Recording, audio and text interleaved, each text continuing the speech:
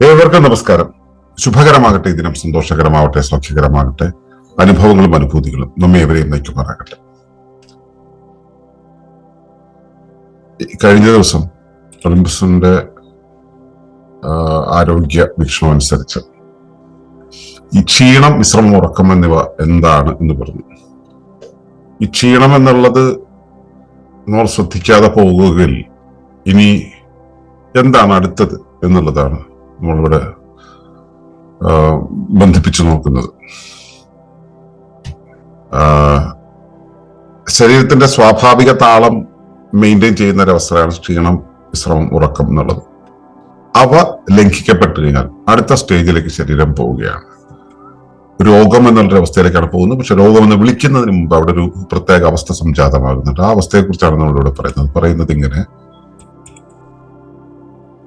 Innervation is caused by energy imbalance, overwork and constant stress. നാഡിശക്തി ശോഷണം. വിതരണ നിയമപ്രകാരം ശ്വാസത്തിലൂടെ ശരീരം സംഭരിക്കുന്ന ഊർജം ഓരോരോ ആവശ്യങ്ങളുടെ പ്രാധാന്യമനുസരിച്ച് ശരീരത്തിലെ ഓരോരോ അവയവ വ്യവസ്ഥകളിലേക്ക് വിതരണം ചെയ്യപ്പെട്ടിരിക്കുന്നു.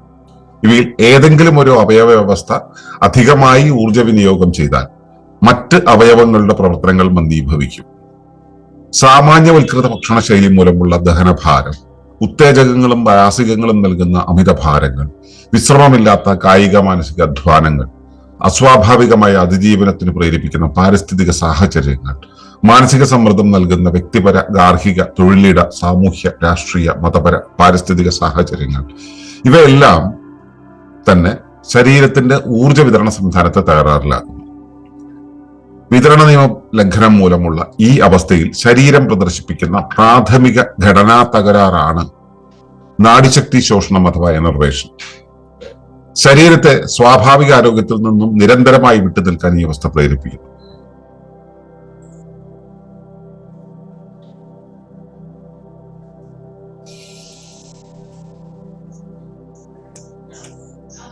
ഈ എനർവേഷൻ എന്നുള്ള പദം ഓർത്തോപ്പതിയാണ് യൂസ് ചെയ്യുന്നത്. പൊതുവെ പ്രകൃതി ജീവനത്തിൽ അതങ്ങനെ സാധാരണ ഉപയോഗിച്ച് കാണാറുണ്ട്. ഓർത്തോപ്പതി അല്ലെങ്കിൽ നാച്ചുറൽ ഹൈജീൻ എന്ന സിസ്റ്റം എനർവേഷന് നിരന്തരമായിട്ട് ഉപയോഗിക്കുന്നുണ്ട്. നാഡിശക്തി ശോഷണം എന്നാണ് പറയുക. നാഡികളിലൂടെയാണ് ശരീരത്തിന്റെ ഊർജപ്രവാഹം ഉണ്ടാകുന്നത് എന്ന് നമുക്കറിയാം. നാഡികളാണ് എപ്പോഴും ആക്റ്റീവ് ആയിരിക്കേണ്ടത്. നമുക്ക് ഈ പേശികളില് കലോറി ബേണിംഗ് നടത്തുന്ന, ഗ്ലൂക്കോസ് ചേർന്നിട്ട് കലോറി ബേണിംഗ് നടത്തുന്ന ആ ഒരു പ്രക്രിയയിലൂടെയാണ് ഊർജം ഉണ്ടാകുന്നത് എന്നൊരു ധാരണ നമുക്കുണ്ട്. ഇത് ആക്റ്റീവായിട്ടുള്ള കുറച്ച് പ്രവർത്തനങ്ങൾക്ക്, ആക്റ്റീവായിട്ടുള്ള കുറച്ച് ഈ പേശികളുടെ പ്രവർത്തനങ്ങൾക്ക് അത് ആവശ്യമാണെന്നുള്ളത് സത്യം. പക്ഷെ ശരീരത്തിലെ അവയവങ്ങളെല്ലാം പ്രവർത്തിക്കുന്നത് ആ ഊർജം ഉപയോഗിച്ചിട്ടല്ല. അത് വായുവിലൂടെ നമ്മിലേക്ക് അയണൈസ്ഡ് ഓക്സിജൻ നമ്മിലേക്ക് പകർന്നു തരുന്ന ഊർജമുണ്ടല്ലോ. ആ ഊർജം ശ്വാസകോശത്തിലൂടെ നമ്മുടെ നാഡികളിലേക്ക് ചെന്ന്, ശ്വാസകോശത്തിലൂടെ അത് നാഭിയിലേക്ക് ചെന്ന് അവിടെ നിന്നും അത് വിവിധ ഭാഗങ്ങളിലേക്ക് സപ്ലൈ ചെയ്യുന്ന ഒരു രീതിയാണുള്ളത്. ആ നാഡികളുടെ അകത്തുകൂടെയുള്ള ഈ ഊർജത്തിന്റെ ഒഴുക്ക് അല്ലെങ്കിൽ ന്യൂറോൺ ഫ്ലോ എന്ന് പറയുന്നത്, അത് ഈ പൊട്ടൻഷ്യൽ ഡിഫറൻസ് പോലെ ഇലക്ട്രോഡുകൾ ഒരു കമ്പിയിൽ വൈദ്യുത ചാലകത്തിലൂടെ ഒഴുകുന്നത് പോലെ ഉള്ള ഒഴുക്കാണിത്. ആ ഒഴുക്ക് തടസ്സം വരുമ്പോഴാണ് നമ്മൾ ആ ഒഴുക്കിൽ തടസ്സം വന്നു എന്നുള്ള അർത്ഥത്തില്, ഒഴുക്ക് മന്ദഗതിയിലാകുന്നു എന്നുള്ള അർത്ഥത്തിൽ എനർവേഷൻ എന്ന് പറയുന്നത്. സത്യത്തിൽ നാഡികളുടെ ചാലകശേഷി കുറയുന്നതാണത്. അപ്പോ ഇത് വിശദീകരിക്കുന്ന ഈ ഊർജ വിതരണ സംവിധാനത്തെ വിശദീകരിക്കുന്ന ഒരു നിയമം ആണ് വിതരണ നിയമം, ലോ ഓഫ് ഡിസ്ട്രിബ്യൂഷൻ എന്ന് പറയുന്നത്. അപ്പൊ വിതരണ നിയമപ്രകാരം ശ്വാസത്തിലൂടെ ശരീരം സംഭരിക്കുന്ന ഊർജം ഓരോരോ ആവശ്യങ്ങളുടെ പ്രാധാന്യത്തിനനുസരിച്ച് ശരീരത്തിലെ ഓരോരോ അവയവങ്ങളിലേക്ക് വിതരണം ചെയ്യപ്പെട്ടിരിക്കുന്നു എന്നാണ് പറഞ്ഞിരിക്കുന്നത്. ഇപ്പോ ഹൃദയത്തിന് വേണ്ട അളവല്ല ഉദരത്തിന് വേണ്ടത്, ഉദരത്തിന് വേണ്ട അളവല്ല മസ്തിഷ്കത്തിന് വേണ്ടത്, ആ അളവല്ല ചെവിക്ക് വേണ്ടത്, ആ അളവല്ല നമ്മള് കണ്ണിലേക്ക് വേണ്ടത്. അപ്പോൾ ഓരോ അവയവത്തിനും ഓരോരോ അളവിലാണ് ഊർജം വേണ്ടത് പ്രവർത്തിക്കാൻ. അപ്പൊ ഏതെങ്കിലും ആക്റ്റീവ് ആകുന്ന സമയത്ത് മറ്റുള്ളവയിലേക്കുള്ള ഊർജം പിൻവലിയുക എന്നൊരു സംവിധാനമുണ്ട്. അപ്പോ ഓരോ അവയവങ്ങൾക്കും ആവശ്യത്തിനുള്ളത് നൽകിക്കൊണ്ട് അത് ഇത്ര ആംപിയർ കറണ്ട് ഇതിലേക്ക്, ഇത്ര ആംപിയർ കറണ്ട് ഇതിലേക്ക്, ഇത്ര വാട്ട് ഇതിലേക്ക് എന്ന രീതിയിൽ ഇലക്ട്രിസിറ്റിയുടെ ഒരു ഡിസ്ട്രിബ്യൂഷൻ സിസ്റ്റം ഉണ്ടല്ലോ, അതുപോലെ നമ്മുടെ ശരീരത്തിലേക്ക് എത്ര അളവ് നമുക്ക് പറയാൻ കഴിയില്ല, എത്ര അളവാണ് വേണ്ടത് എന്നതിന് ശരീരത്തിനറിയാം. അതിനനുസരിച്ച് ശരീരം ഓരോ അവയവങ്ങൾക്കും ഇത് ഡിസ്ട്രിബ്യൂട്ട് ചെയ്തിട്ടുണ്ട്. ഇതിലേതെങ്കിലും ഒരു അവയവം കൂടുതലായിട്ട് അത് ഊർജത്തെ ഉപയോഗിക്കേണ്ടി വന്നാൽ അതങ്ങനെ പിടിച്ചു വലിക്കും ഊർജത്തെ. അങ്ങനെ പിടിച്ചു വലിക്കുമ്പോൾ മറ്റിടങ്ങളിൽ സപ്ലൈ ചെയ്തിരിക്കുന്ന ഊർജത്തിൽ കുറവ് വരും. നിങ്ങൾക്ക് കോട്ടുവായിടുമ്പോൾ ഉള്ള ഒരു അനുഭവം നിങ്ങൾ ഓർത്താൽ മതി. കോട്ടുവായിടുന്ന സമയത്ത് നിങ്ങൾ അതുവരെ കേട്ടുകൊണ്ടിരിക്കുന്ന നിങ്ങളുടെ പൊതുലോകം മുഴുവൻ ഉള്ളിലേക്ക് പോകുന്നതായിട്ട് പെട്ടെന്ന് തോന്നും. കൊട്ടുവായിരുന്ന സമയത്ത് നിങ്ങൾ മൂരി നിവർന്നിട്ട് കയ്യും കാലും ഒക്കെ നിവർത്തി നിങ്ങളുടെ ഊർജം മുഴുവൻ ആ വഴിക്ക് ചിലവാക്കുന്ന സമയത്ത് ഒരല്പനേരത്തേക്ക് കാഴ്ച മങ്ങും, ചെവി കേൾക്കാതെയാവും. ഇത് എല്ലാവരും അനുഭവിക്കുന്ന കാര്യമാണ്. ഇത് ഈ വിതരണ നിയമപ്രകാരമാണ്. ഇതുപോലെ നമ്മളുടെ വിതരണ സംവിധാനത്തിൽ എവിടെങ്കിലും ഒരു അധിക ഉപയോഗം വന്നു കഴിഞ്ഞാൽ അത് മറ്റുള്ളവയിൽ നിന്നും ഊർജത്തെ പിടിച്ചു വലിക്കും. അപ്പൊ അവിടുത്തെ പ്രവർത്തനം നേരാമണം സംഭവിക്കാതെ പോകും. ഈ കോട്ടുവായിടുന്ന സമയത്ത് എന്നുള്ളത് നൈപക്ഷികമായിട്ടുള്ള ഒരു പ്രവർത്തനമാണ്. അതേസമയം എനർവേഷൻ എന്ന് പറയുന്ന സംഭവം അല്ലെങ്കിൽ ഞാനീ പറഞ്ഞ ഒരു സംഭവം ഉണ്ടാകുന്നത് എത്ര നേരം അത് ഉപയോഗിക്കുന്നു അതനുസരിച്ച് നീണ്ടു നിൽക്കും.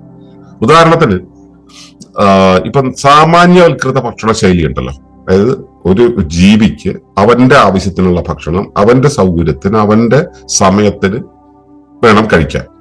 മനുഷ്യന്റെ സമയം എന്ന് പറയുന്നത് ഒന്നുകിൽ ഘടികാരം തീരുമാനിക്കും, അല്ലെങ്കിൽ ജീവിത ശൈലി തീരുമാനിക്കും, അതല്ലെങ്കിൽ അവന്റെ യുക്തി തീരുമാനിക്കും. സഹജമായി അവന് തോന്നുന്ന സമയത്ത് കഴിക്കുക, അവന് വേണ്ടപ്പോ കഴിക്കുക എന്നുള്ള പരിപാടി ഉണ്ടാവില്ല. ഈ ഘടികാരം തീരുമാനിക്കുന്ന വെച്ചാൽ അതിപ്പോ ക്ലോക്ക് നോക്കിയിട്ട് ഭക്ഷണം കഴിക്കുന്ന രീതി. ഈ കഴിക്കുന്ന ഭക്ഷണമോ അത് പൊതുസമൂഹം, അവന്റെ ചുറ്റുമുള്ള സമൂഹം ഫിക്സ് ചെയ്തിട്ടുള്ള ഒരു ഭക്ഷണ രീതിയുണ്ട്. അതാണ് അവൻ തീരുമാനിക്കുക. ഇവന്റെ ശുദ്ധമായ ഭക്ഷണത്തിൽ നിന്ന് മാറിപ്പോകാൻ അവന്റെ ആദ്യ ചാന്ദ്രമാസം മുതൽ തന്നെ അവനിൽ മാറ്റം വന്നു തുടങ്ങും. അങ്ങനെയാണ് നമ്മൾ ട്രെയിൻ ചെയ്തെടുക്കുക. അതുപോലെ തന്നെ ആണ് അവൻ കഴിക്കുന്ന ഭക്ഷണത്തിന്റെ ചേരുവകള്, ഭക്ഷണത്തിന്റെ തവണ, ഫ്രീക്വൻസി എന്ന് പറയുന്ന കാര്യങ്ങളൊക്കെ. അതുകൊണ്ട് തന്നെ ശരീരത്തിൽ ദഹനം എന്നുള്ള പ്രക്രിയയ്ക്ക് ഒരു ഒഴിവേ ഉണ്ടാവില്ല. നിരന്തരമായി ഇത് സംഭവിച്ചുകൊണ്ടിരിക്കുന്നു. നിരന്തരമായി സംഭവിക്കുന്നു എന്ന് പറയുമ്പോൾ ഇതിൽ രസകരമായിട്ടുള്ള കാര്യം എന്ന് പറയുന്നത് ശരീരത്തില് ചിന്ത, ലൈംഗികത, ഈ രണ്ട് കാര്യങ്ങൾ ചിന്ത എന്ന് വെച്ചാൽ വ്യാകുല ചിന്ത കേട്ടോ. വ്യാകുല ചിന്ത അല്ലെങ്കിൽ നെഗറ്റീവ് ആയിട്ടുള്ള ചിന്ത ഉണ്ടാകുന്ന സമയത്തും അതുപോലെ തന്നെ ഈ ലൈംഗികത ഉണ്ടാകുന്ന സമയത്തും, ഈ രണ്ട് സമയത്തുമാണ് ഏറ്റവും കൂടുതൽ ഊർജ്ജം ഉപയോഗിക്കുന്നത്. എന്താണെങ്കിലും ഇത് ഫുൾ ടൈം ഉണ്ടാവുന്ന കാര്യം സംശയമാണ്. നെഗറ്റീവ് ചിന്തകൾ ചിലപ്പോൾ ഉണ്ടാവാം, സംശയമാണ്. ബാക്കി ഏറ്റവും കൂടുതൽ ഊർജം ചെലവാക്കിക്കൊണ്ടിരിക്കുന്ന കാര്യം എന്ന് പറയുന്നത് ദഹനമാണ്. നമ്മുടെ ധാരണ എന്താ വെച്ചാൽ ഭക്ഷണം കഴിച്ചു കഴിഞ്ഞാൽ ഊർജം കിട്ടുന്നു എന്നുള്ളതാണ്. ഊർജം കിട്ടാൻ വേണ്ടി ഭക്ഷണം കഴിക്കുന്നു എന്നുള്ളതാണ്. ഈ ഭക്ഷണം എത്രത്തോളം കഴിക്കുന്നുവോ, എത്ര അളവ് കൂടുതൽ കഴിക്കുന്നുവോ, എത്ര തവണ കഴിക്കുന്നുവോ, അപ്പോഴെല്ലാം ദഹനം സംഭവിച്ചുകൊണ്ടിരിക്കുന്നു. അപ്പോഴെല്ലാം തന്നെ ഊർജ വിനിയോഗം നടന്നുകൊണ്ടിരിക്കുന്നു. ഇതിങ്ങനെ നടന്നുകൊണ്ടിരിക്കുന്ന സമയത്ത് സ്വാഭാവികമായിട്ടും മറ്റ് ഇടങ്ങളിലുള്ള ഊർജത്തെ ഉള്ളിലേക്ക് പിൻവലിക്കും. ഉദാഹരണത്തിന് നിങ്ങൾ നല്ല ഉച്ചയ്ക്ക് നല്ല ചൂടുള്ള സമയത്ത് ഒരു കല്യാണത്തിന് പോയിട്ട് നല്ലൊരു ഊണ് കഴിച്ചു എന്നിരിക്കട്ടെ, സാധാരണ ഊണ്, സദ്യ കഴിച്ചു എന്നിരിക്കട്ടെ, ബിരിയാണിയേക്കാൾ എന്തുകൊണ്ട് ലൈറ്റാണ്. ആ ഊണ് കഴിച്ചു കഴിഞ്ഞാൽ നിങ്ങൾക്ക് ക്ഷീണം തോന്നുമല്ലോ. നിത്യം കഴിക്കുന്ന ഭക്ഷണമല്ലാതെ വേറെ ഒരു ഇപ്പോഴത്തെ ആധുനിക ട്രെൻഡിനനുസരിച്ചുള്ള ഭക്ഷണം കഴിച്ചാൽ ക്ഷീണം തോന്നും. ആ ക്ഷീണം എന്ന് പറയുന്നത് എന്താണ്? ഈ ആന്തര പ്രവർത്തനങ്ങൾ നടത്തുവാൻ വേണ്ടി വെളിയിൽ നിന്നുള്ള ഊർജത്തെ പിൻവലിക്കുന്നതാണ്. അപ്പോ ഉയർന്ന ഊർജം അവിടെ കുറെ നേരത്തേക്കെങ്കിലും അത് ഉപയോഗിക്കുന്നുണ്ട്. ഇതിന്റെ നേരം കൃത്യമായിട്ട് അറിയണമെന്നുണ്ടെങ്കിൽ നമ്മളിപ്പോ ഈ പറഞ്ഞ സദ്യ കഴിച്ചു കഴിഞ്ഞിട്ടുണ്ടെങ്കിൽ ഏതാണ്ട് 16-18 മണിക്കൂർ അതിന്റെ കംപ്ലീറ്റ് പ്രോസസ്സ് കഴിക്കാനായിട്ട് എടുക്കുന്നു എന്നുള്ളതാണ് രസകരമായിട്ടുള്ള കാര്യം. നമ്മൾ ഈ ക്ഷീണം മാറുക എന്നുള്ളത് നമുക്കൊരു 2-3 മണിക്കൂർ കൊണ്ട് നമ്മൾ ക്ഷീണം മാറ്റിയെടുക്കും. അത് കഴിയുമ്പോൾ നമുക്ക് തോന്നും അടുത്ത ഭക്ഷണത്തിന് സമയമായി എന്ന്. അങ്ങനെയല്ല, ശരിക്കും അത് അകത്തേക്ക് കയറി കഴിഞ്ഞാൽ ഇത്രയേറെ മണിക്കൂറുകൾ കഴിയുമ്പോഴാണ് ഈ ഊർജ വിനിയോഗം നിൽക്കുന്നത്. ഈ ഭക്ഷണദഹനം മാത്രമല്ല, ശരീരത്തിനകത്തേക്ക് കയറുന്ന ഉത്തേജകങ്ങൾ, രാസികങ്ങൾ, ഇപ്പൊ ബ്രീത്തിലൂടെ അകത്തേക്ക് കയറാം, ദ്രാവക രൂപത്തിലേക്ക് കയറാം, അതല്ല കേൾവി കൊണ്ടോ സാഹചര്യങ്ങളെ കൊണ്ട് കയറാം. അത്തരത്തിൽ ശരീരത്തിനകത്ത് കയറുന്ന അനുചിതമായ വസ്തുക്കൾ ഇങ്ങനെ അകത്തേക്ക് കയറി കഴിഞ്ഞാൽ അവയെ വെളിയിലേക്ക് തള്ളുവാൻ വേണ്ടി ശരീരം ഊർജത്തെ ഉപയോഗിച്ചു കൊണ്ടിരിക്കും. അപ്പോ ഉത്തേജകങ്ങൾ, അത് ഭക്ഷണ രൂപത്തിലാണെങ്കിലും ശരി, മറ്റേതെങ്കിലും രൂപത്തിലാണെങ്കിലും ശരി, ഉത്തേജകങ്ങളും രാസകങ്ങളും. ഇപ്പൊ ചായ ഒരു ഉത്തേജകമാണ്, കാപ്പി ഒരു ഉത്തേജകമാണ്, അതുപോലെ തന്നെ നമ്മളിപ്പോ പെർഫ്യൂമുകൾ ഉത്തേജകങ്ങളാണ്. ഈ വക കാര്യങ്ങൾ എന്തും നമ്മുടെ ശരീരത്തിൽ അമിതഭാരം നൽകിക്കൊണ്ടിരിക്കും.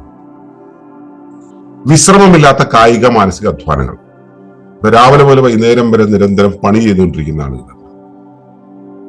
അതിപ്പോ ആദ്യം ശരീരത്തിലായിരുന്നു അനക്കം കൊടുത്തിരുന്നത്, ഇപ്പൊ അതിനേക്കാളും വലിയ ലോഡാണ് മനസ്സിന് അധ്വാനം കൊടുക്കുന്നത്. കമ്പ്യൂട്ടറിന് മുമ്പിൽ ഇരിക്കുന്നു, ആരുടെയൊക്കെയോ എന്തൊക്കെയോ കാര്യങ്ങൾക്ക് വേണ്ടി ഇവിടെ കുറെ ആൽഗരിതത്തിനകത്ത് തൊട്ട് തല ഉണ്ടാക്കുന്നു.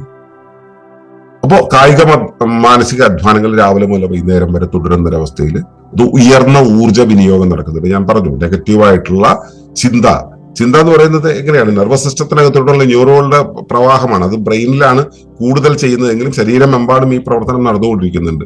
അപ്പോൾ ഈ ന്യൂറോണുകളുടെ തിരിച്ചും മറിച്ചുമുള്ള പ്രവാഹം, ന്യൂറൽ നെറ്റ്വേകളും ന്യൂറൽ പാത്വേകളും ഒക്കെ ഉണ്ടാക്കിക്കൊണ്ടിരിക്കുന്ന, ഇങ്ങനെ കണക്ട് ചെയ്യുന്ന, ഡിസ്കണക്ട് ചെയ്ത് റീകണക്ട് ചെയ്ത് പോയിക്കൊണ്ടിരിക്കുന്ന ഈ ഒരു പ്രോസസ് എന്നുള്ള രീതിയിൽ പോയിക്കൊണ്ടിരിക്കുന്ന ഒരു പ്രോസസ്. ഈ പ്രോസസ് നടക്കും തോറും ഊർജ്ജ വിനിയോഗം നടന്നുകൊണ്ടിരിക്കുന്നു.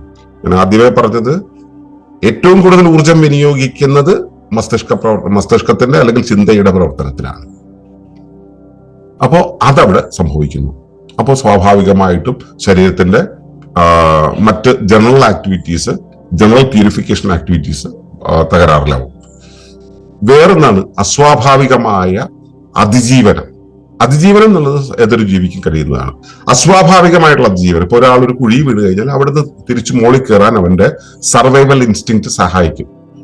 പക്ഷെ നിരന്തരമായിട്ട് ഇത്തരം സാഹചര്യങ്ങളിലൂടെയാണ് നമ്മൾ കടന്നു പോകുന്നതെങ്കിലും, ഇപ്പോ നമ്മൾ ഈ പണമിടപാട് എന്ന് പറയുന്നത്, നിരന്തരമായി പണം ഉൽപ്പാദിപ്പിക്കാൻ വേണ്ടിയുള്ള പ്രവർത്തനങ്ങൾ എന്ന് പറയുന്നതെല്ലാം തന്നെ നിരന്തരമായി ഇത്തരം അതിജീവനം ആവശ്യമുള്ളതാണ്. ഒരു കട അല്ലെങ്കിൽ ഒരു ചന്ത, അവിടെ ഒരു എന്താ പറയുക, വിലപേശൽ നടന്നുകൊണ്ടൊരു കച്ചവടം നടക്കുകയാണെന്നിരിക്കട്ടെ. ഈ കച്ചവടക്കാരൻ നിരന്തരമായിട്ട് അതിനകത്ത് കൂടെ പോയിക്കൊണ്ടിരിക്കട്ടെ. അയാൾ അഥവാ ചന്തയിൽ പോയി സാധനം വാങ്ങിക്കുകയാണെങ്കിൽ അവിടെ അയാൾ വിലപേശൽ നടത്തേണ്ടി വരും. പണം സംഭരിക്കുന്നതിനെ കുറിച്ച്, പണം മിച്ചം വയ്ക്കുന്നതിനെ കുറിച്ച്, പണം ലാഭം ഉണ്ടാക്കുന്നതിനെ കുറിച്ച് ഇയാൾ നിരന്തരമായിട്ട് ഇടപെടേണ്ടി വരും. അതല്ലെങ്കിൽ ഇപ്പൊ നമ്മുടെ ആധുനിക കാലത്തെ എന്താ പറയാ, ദുരഭിമാനത്തെ മെയിൻറ്റെയിൻ ചെയ്യാൻ വേണ്ടിയുള്ള പല കാര്യങ്ങൾ, നമ്മുടെ പാരിസ്ഥിതിക കാര്യങ്ങൾ മെയിൻറ്റെയിൻ ചെയ്യുന്ന കാര്യങ്ങൾ, ഇതുപോലെ നൂറുകണക്കിന് പാരിസ്ഥിതിക സാഹചര്യങ്ങൾ നമുക്ക് വന്നുകൊണ്ടിരിക്കുന്നു. ഇപ്പൊ അധികമായ ചൂട്, നമ്മുടെ ചില വിശ്വാസങ്ങൾ, അങ്ങനെയുള്ള കാര്യങ്ങളല്ലേ, ഇങ്ങനെയെല്ലാം മെയിൻറ്റെയിൻ ചെയ്യാൻ വേണ്ടി, എന്ന് വെച്ചാൽ ഭൗതികമായും ആശയപരമായും മാനസികമായും താത്വികമായും ഒക്കെയുള്ള ഒരുപാട് സാഹചര്യങ്ങൾ നമ്മൾ അതിജീവനത്തിനായിട്ട് നമ്മൾ ഉപയോഗിക്കേണ്ടി വരുന്നുണ്ട്. അതുപോലെ വേറൊരു കാര്യമാണ് സാങ്കേതിക ഉപകരണങ്ങൾ. നമ്മൾ ഏതെങ്കിലും ഒരു ഉപകരണം, ഒരു വസ്ത്രം എന്നുള്ള ഒരു ഉപകരണമാണ്. ഈ വസ്ത്രം മാത്രം ഉടുത്തു നടക്കുന്ന ജീവിയല്ല മനുഷ്യൻ. അതിന്റെ കൂടെ അവൻ ഒന്നിലധികം മറ്റേ ഉപകരണങ്ങൾ ഉപയോഗിക്കുന്നു.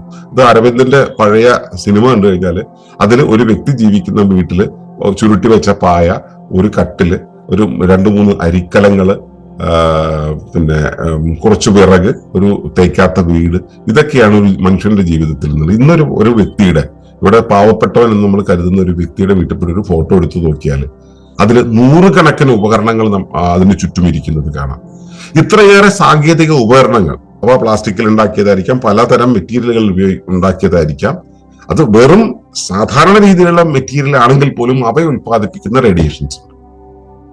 ഇത്രയേറെ ഉപകരണങ്ങൾ കൈകാര്യം ചെയ്യേണ്ടി വരുന്ന സമയത്ത് മനുഷ്യന് എന്ത് തരം ക്ലാസിക്കൽ കണ്ടീഷനിങ് നടന്നു കഴിഞ്ഞാൽ പോലും അവൻ അതുമായിട്ട് അനുരൂപപ്പെടണമെങ്കിൽ പലതരത്തിലുള്ള ഈ ശ്രദ്ധകൾ വേണ്ടി വരും. ഇതെല്ലാം തന്നെ ഊർജ്ജ വിനിയോഗം നടത്തുന്നത് നമ്മൾ അറിയുകയില്ല. നമ്മൾ ഇത്രയേറെ ഉപകരണങ്ങളുള്ള ഒരു സ്ഥലത്താണ് താമസിക്കുന്നത്, നമ്മൾ അറിയുകയില്ല. പക്ഷെ നമ്മൾ ഊർജ്ജ വിനിയോഗം നടത്തിക്കൊണ്ടേയിരിക്കും.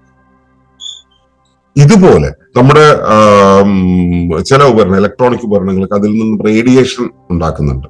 ഇലക്ട്രോണിക് ഉപകരണങ്ങൾ ചിലപ്പോ മൊബൈൽ ഫോണോ കമ്പ്യൂട്ടറോ അല്ല ഞാൻ പറയുന്നത്. നിങ്ങൾ ഏത് തരം ഇലക്ട്രോണിക് ഉപകരണം ഉണ്ടാക്കിയാലും അതിന്റെ വെളിയിൽ എഴുതി വെച്ചിട്ടുണ്ട് FCC റൂൾ എന്ന് പറഞ്ഞിട്ട്. അതിന്റെ റേഡിയേഷന്റെ കണക്ക് അതിനകത്ത് എഴുതി വെച്ചിട്ടുണ്ട്. ഇതുപോലെയുള്ള റേഡിയേറ്റ് ചെയ്യുന്ന ഇലക്ട്രോണിക് ഉപകരണങ്ങൾ, ഇതൊന്നുമല്ലാതെ തന്നെയാണ് ഈ ഇലക്ട്രോ മാഗ്നറ്റിക് റേഡിയേഷൻ എന്ന് പറയുന്ന ഈ നമ്മുടെ ഈ എന്താ പറയുക റേഡിയോ സിഗ്നൽസിന്റെ റേഡിയേഷൻ ഉൽപ്പാദിപ്പിക്കുന്ന മൊബൈൽ ഫോണും വയർലെസ് സിസ്റ്റവും ഒക്കെ അടക്കമുള്ള കാര്യങ്ങൾ, ഇവയെല്ലാം ഉൽപ്പാദിപ്പിക്കുന്ന റേഡിയേഷൻസ്, ഇലക്ട്രോണിക് ഉപകരണങ്ങൾ, ഇലക്ട്രിസിറ്റി പാസ് ചെയ്യുന്ന ഉപകരണങ്ങളെല്ലാം തന്നെ ഈ സ്മോഗ് എന്ന് പറയുന്ന ഒരു തരം റേഡിയേഷൻ ഉൽപ്പാദിപ്പിക്കുന്നുണ്ട്. അപ്പോ ഈ റേഡിയേഷനോട് പൊരുത്തപ്പെട്ടു പോകണമെങ്കിൽ നമ്മുടെ ശരീരത്തിൽ അധ്വാനിക്കേണ്ടി വരും. ഇപ്പൊ നിങ്ങൾ മൊബൈൽ ഫോൺ ഉപയോഗിക്കുമ്പോൾ മൊബൈൽ ഫോണിന് സാർ വാല്യൂ എന്നൊരു വാല്യൂ ഉണ്ട്. സാർ വാല്യൂ എന്ന് വെച്ച് കഴിഞ്ഞാൽ അത് നിങ്ങളുടെ ഒരു നിശ്ചിത സമയം കൊണ്ട് നിങ്ങളുടെ മാംസത്തിൽ വരുത്തുന്ന മാറ്റത്തിന്റെ അളവാണ്. നമ്മൾ ഇതൊന്നും അറിയാണ്ട് ഇത് ചെവി വെച്ചോണ്ട് നമ്മൾ സംസാരിച്ചുകൊണ്ടിരിക്കുന്നു. ഈ സാർ വാല്യൂ എന്നുള്ളത് ഓരോ കമ്പനിയും അവരവരുടെ ഫോണിന് ഇത്ര ആണുള്ളതെന്ന് പ്രഖ്യാപിക്കേണ്ടതുണ്ട്. ഓരോ രാജ്യങ്ങളും ഒരു രാജ്യത്തിന് ഇത്രയാണ് സാർ വാല്യൂ അനുവദനീയമായത് എന്ന് പറയുന്നുണ്ട്. അവിടെ അതിനനുസരിച്ചാണ് അത് ഉപയോഗിക്കുന്നത്. പക്ഷെ നമ്മൾ വളരെ തങ്കപ്പെട്ട ഒരു കാര്യം പോലെ നമ്മുടെ ഒരു വാത്സല്യ ഭാജനം പോലെ നമ്മൾ ഈ സാധനത്തിനെ കൊണ്ടു നടക്കും. ഇത് നമ്മുടെ മാംസത്തെ കരിക്കുക, മാംസത്തിൽ മാറ്റം വരുത്തുക എന്നുള്ള പരിപാടി ഒരു ഇത്ര സമയത്തിനുള്ളിൽ നടത്തുന്നു, ഇത്ര കിലോഗ്രാം മാംസത്തിൽ മാറ്റം വരുത്തുന്നു എന്നുള്ളത് അതിൽ തന്നെ എഴുതി വെച്ചിട്ടുള്ള നമ്മൾ ഇതാണ് കൊണ്ടുപോകുന്നത്. അപ്പൊ ഇത് ശാരീരികമായിട്ടുള്ള മാറ്റങ്ങൾ ഉണ്ടാക്കുന്നുണ്ട്.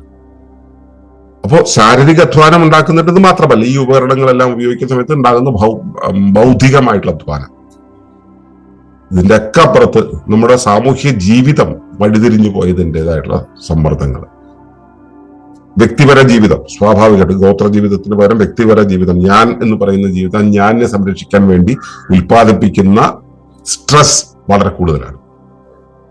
രണ്ടാണ് നമ്മുടെ ഇന്നത്തെ കറന്റ് സിറ്റുവേഷനിലെ ഗാർഹിക സാഹചര്യം എന്ന് പറയുന്നത്. ഗാർഹിക സാഹചര്യം എന്ന് പറയുന്നത് സ്ട്രെസ്ഫുൾ ആയിട്ട് മാറുകയാണ്. ഇൻഡിവിജ്വലിസ്റ്റിക് ന്യൂക്ലിയർ ഫാമിലി എന്ന് പറയുന്നത്. അത് കഴിഞ്ഞിട്ട് നമ്മൾ അവിടം വിട്ടിട്ട് പിന്നെ പോകുന്നത് തൊഴിലിടത്തേക്കാണ്. അവിടെ പോയാലോ മുതലാളി തൊഴിലാളി, യാതൊരു പാരസ്പര്യവും ഇല്ലാത്തൊരു ഏരിയ.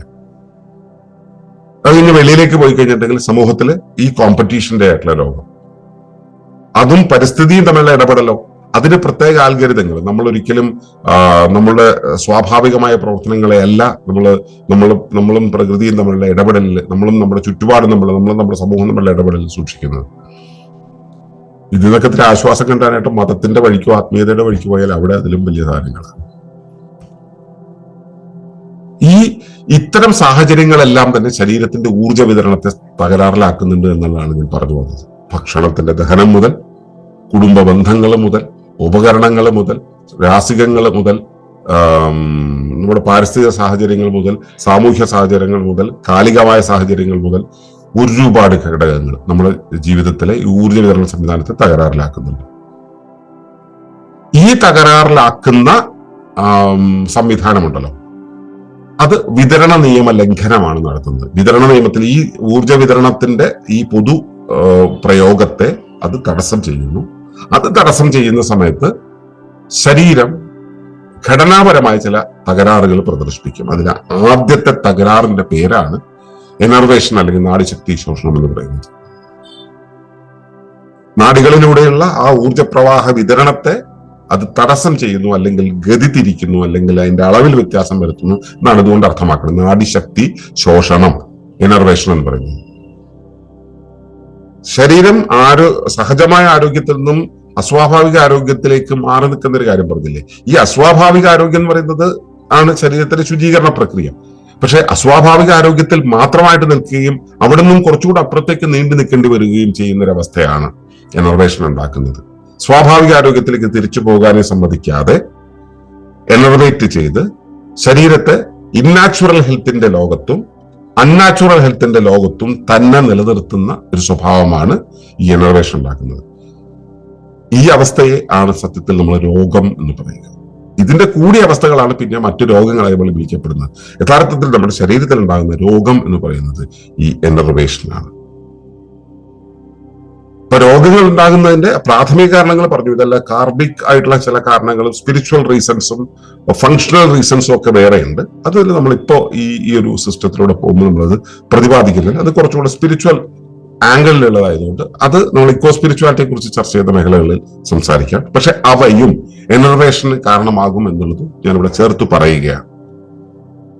അത് ആ ഒരു പാഠമേഖലയിൽ ചെല്ലുന്ന സമയത്ത് മാത്രം വിശദീകരിക്കാൻ കഴിയുന്ന കാര്യമാണ്. അവയെക്കുറിച്ച് അറിഞ്ഞാൽ മാത്രമേ നിങ്ങൾക്ക് അത് വിശദീകരണം കിട്ടിയാൽ മനസ്സിലാവുകയുള്ളൂ. അപ്പോ മനസ്സിലാക്കുക, എനർവേഷൻ എന്ന് പറയുന്നതാണ് ശരീരത്തിന്റെ സ്വാഭാവിക ഗതിയിൽ നിന്നും മാറി ജീവിക്കേണ്ടി വരുന്ന ഒരുത്തന്റെ ശരീരത്തിൽ ഉണ്ടാകുന്ന ആദ്യത്തെ ഘടനാപരമായ തകരാറ്. ഈ ഘടനാ തകരാറാണ് തുടർന്നു വരുന്ന എല്ലാ ശാരീരിക പ്രശ്നങ്ങൾക്കും കാരണം, ശാരീരിക മാനസിക പ്രശ്നങ്ങൾക്കും കാരണം.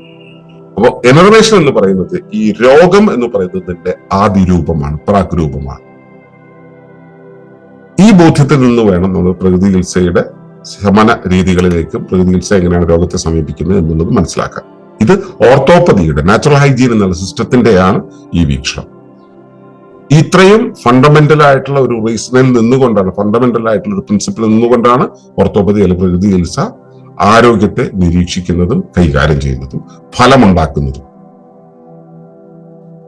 ഈ വഴിയിലേക്ക് നിങ്ങളുടെ ശരീരം പ്രവർത്തിക്കുന്ന രീതികളെ ബോധ്യപ്പെടുവാനുള്ള നിരീക്ഷണം നിങ്ങളിൽ ഉണ്ടാകട്ടെ എന്ന് പ്രാർത്ഥിക്കുക. നന്ദി, നമസ്കാരം. തുടർന്നു കാണുന്നതിന് മുമ്പായി ഈ വിഷയം ഇഷ്ടമായെങ്കിൽ ഒന്ന് ലൈക്ക് ചെയ്യുക, കമന്റ് ചെയ്യുക, ഷെയർ ചെയ്യുക.